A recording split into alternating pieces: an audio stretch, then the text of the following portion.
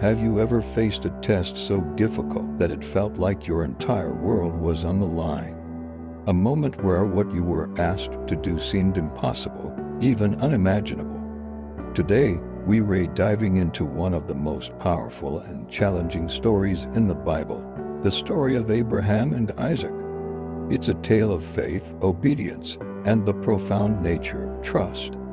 So, let's set the scene. Abraham is over 100 years old. For decades, he and his wife Sarah had longed for a child, a promise from God that seemed to take forever to fulfill. Finally, in their old age, Isaac is born.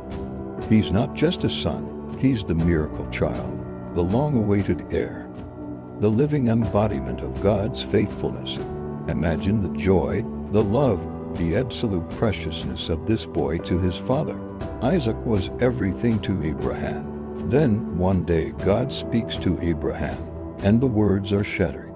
Take your son, your only son, whom you love, Isaac, and go to the region of Moriah. Sacrifice him there as a burnt offering on a mountain I will show you. Can you even begin to comprehend that command?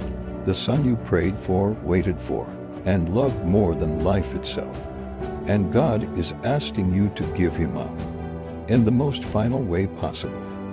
What would you do? What would I do? Most of us would probably question, argue, or even run. But what does Abraham do? The Bible tells us that early the next morning, Abraham gets up, saddles his donkey, takes 2 of his servants and his son Isaac, and sets off. There's no record of him arguing with God, no record of him waking Sarah to debate the command, just quiet, immediate, and resolute obedience.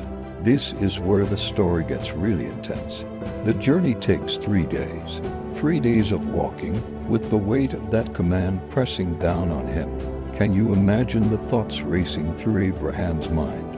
Every time he looked at Isaac, his heart must have broken a little more. When they finally arrive at the mountain, Abraham tells his servants, "Stay here with the donkey while I and the boy go over there. We will worship, and then we will come back to you." Notice his words, "We will come back."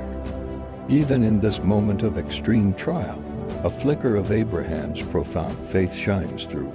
He believes somehow that both he and Isaac will return. As they ascend the mountain, just the 2 of them, Isaac, carrying the wood for the offering, turns to his father. He asks a simple, innocent, and heart-wrenching question. "Father, the fire and wood are here, but where is the lamb for the burnt offering?" Every parent knows that feeling when your child asks a question that cuts straight to your soul. Abraham's reply is filled with trust and prophecy. God himself will provide the lamb for the burnt offering, my son. They reach the place God had told him about. Abraham builds an altar. He arranges the wood. And then he binds his son Isaac and lays him on the altar on top of the wood. This is the climax, the point of no return. He reaches out his hand and takes the knife to slay his son. In that single, suspended moment, all of heaven and earth are watching. Abraham's faith is being tested to its absolute limit. He is willing to give God his most treasured possession, trusting that God's plan is greater than his own understanding. But just as he is about to bring the knife down, the angel of the Lord calls out from heaven, "Abraham, Abraham, do not lay a hand on the boy. Do not do anything to him. Now I know that you fear God because you have not withheld from me your son, your only son." At that moment, Abraham looks up and sees a ram caught in a thicket by its horns. He takes the ram and sacrifices it as a burnt offering instead of his son. Abraham called that place the Lord will provide. This story is so much more than a test of one man's faith. It's a powerful foreshadowing of a greater sacrifice to come. Thousands of years later, God the Father would face a similar, but infinitely greater, test on a hill not far from Moriah.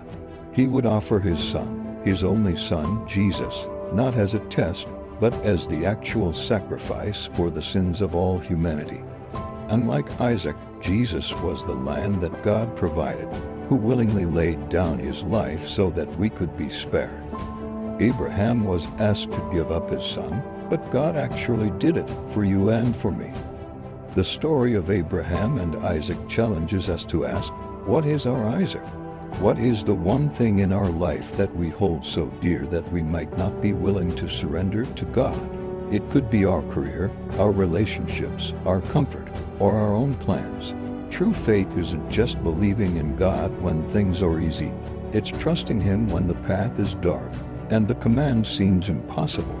It's believing that He will provide, even when we can't see the ram in the thicket.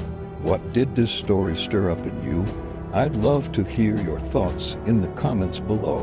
What part of Abraham's journey resonates with you the most? If this story moved you, please give this video a thumbs up and subscribe to our channel. We explore these powerful biblical narratives every week to uncover the deep truths they hold for our lives today. Don't forget to hit that notification bell so you won't miss our next video. Thanks for watching, and may you always trust that the Lord will provide. God bless you.